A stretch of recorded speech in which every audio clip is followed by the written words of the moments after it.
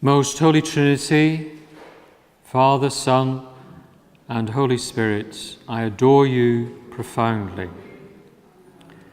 As we all know, this is part of the prayer which the angel taught the three little shepherds when he appeared to them in 1916 as a prelude and preparation for the apparitions of the Blessed Virgin Mary of Fatima in 1917, whose centenary we're celebrating with great joy now.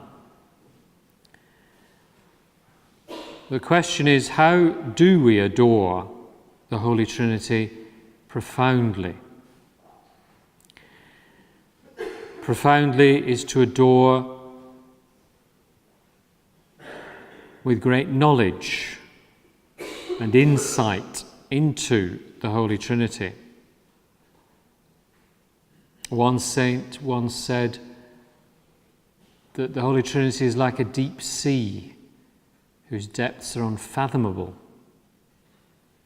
But we can do something to increase our knowledge of the Trinity because, as we know, God has revealed himself to us, and he does that in many, many ways, if we have the eyes to see.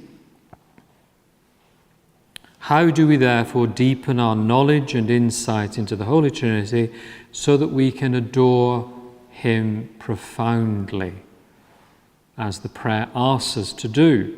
I adore you profoundly.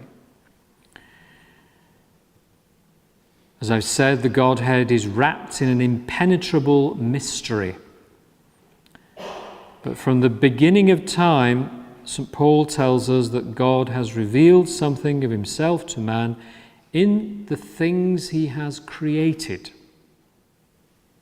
For centuries, peoples worshipped the sun because it seemed to be the source of the light and the heat which caused growth and life. But then the God of Israel revealed himself to Abraham, Isaac, Jacob, and Moses and said, I am who am, his name. And he said, do not worship other gods like the sun.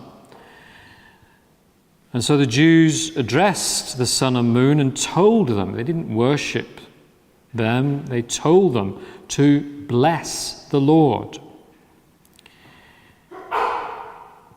But the Son, created by the Holy Trinity, reflects the Holy Trinity in an obscure way,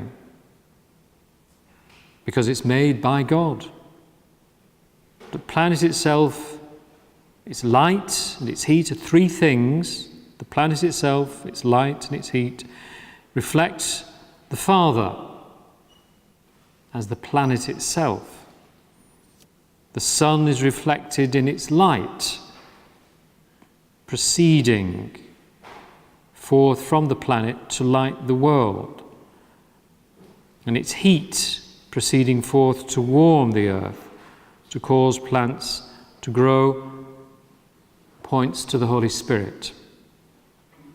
One thing there, but three things consisting in it: the planet itself, its light and its heat, Father, Son, and Holy Spirit in the Godhead.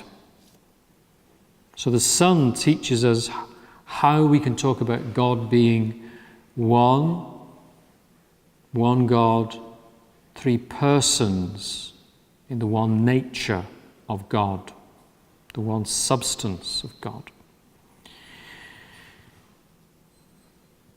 And so we can understand by looking at the Son how the Father, as the Creed tells us, eternally begets the Son as the light of the world. And from them both, the Father and the Son, the Spirit, the Holy Spirit, proceeds to warm our human hearts with his love, causing them to love, our hearts, to love in their turn, not only God, but everyone with whom we come into contact, whether they're Christian or not, whether they believe or not, whether they're our enemies. God gives us the power to love. Our vocation is to love because we are from God, who is love. And we take this further, and we can investigate. It's a beautiful challenge to investigate everything we see in creation and see how everything reflects the Trinity. We can identify various things, as Sister Lucia does in one of her talks, one of her contemplations. She contemplates an orange, the fruit, and she talks about its skin, its seeds, which we plant, she said, and you can grow more oranges from those seeds, and the flesh that we eat.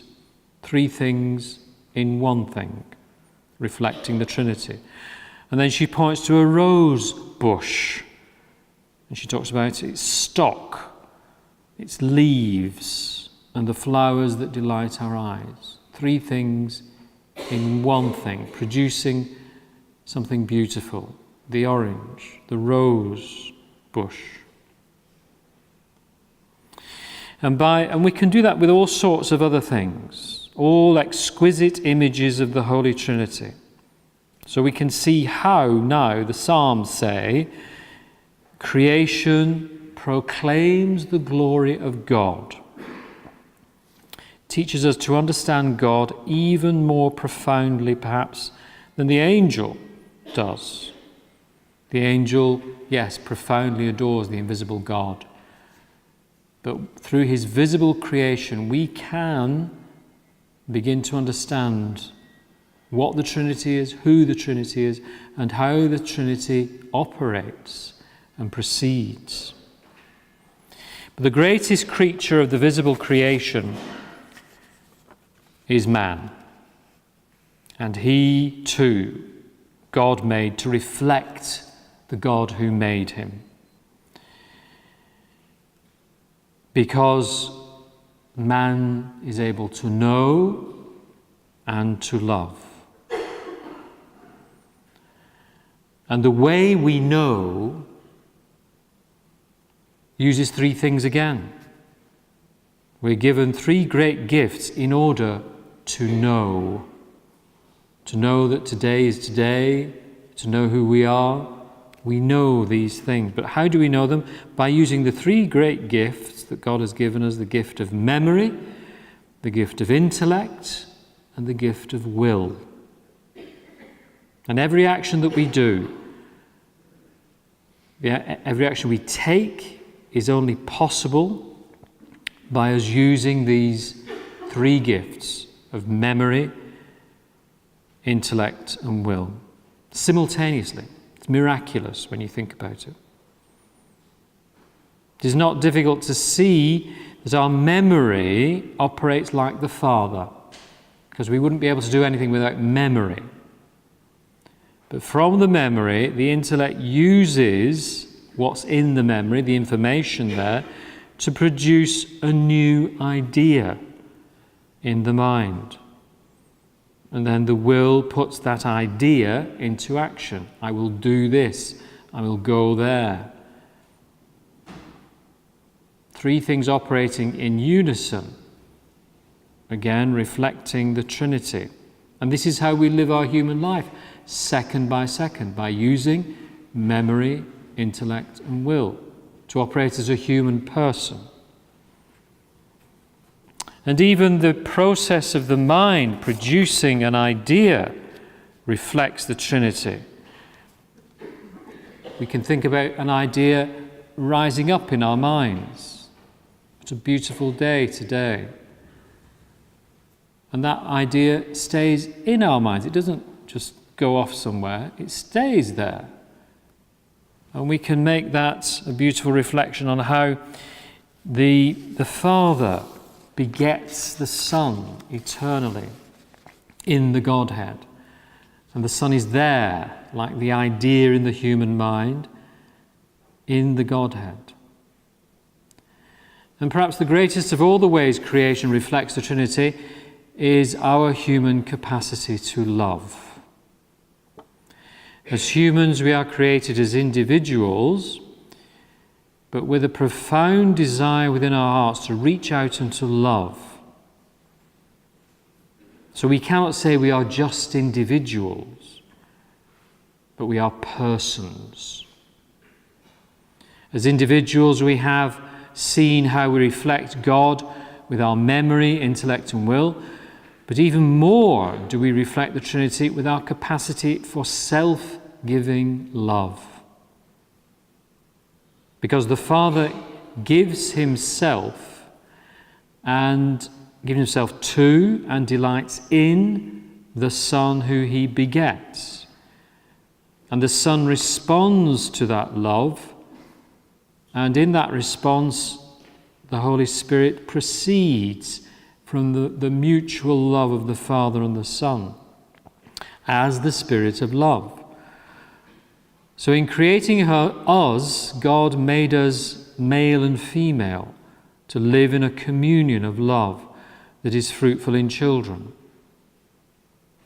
So as the Trinity is a communion of persons, so the human family is a communion of persons. As the Trinity is the source of life and fruitfulness for the whole of creation, so in marriage, the husband and wife are a source of new life, new human persons, reflecting in their turn the mystery of the Trinity as individuals. So by just looking around us very, very obviously, in a way, we've worked out an awful lot about the Godhead. We've grown in our understanding of the Holy Trinity. We're beginning to look at the Trinity and know how to adore the Trinity profoundly. All these realities created help us to adore profoundly the Holy Trinity. Because seeing them, seeing these realities around us, experience our human nature, understanding how wonderful is God's creation, we are led to this knowledge, by this knowledge of creation, to love the source of all this Trinitarian beauty, to adore the infinitely greater Holy Trinity who's created all this, the Father, the Son, and the Holy Spirit, who proceed eternally in their knowledge and love.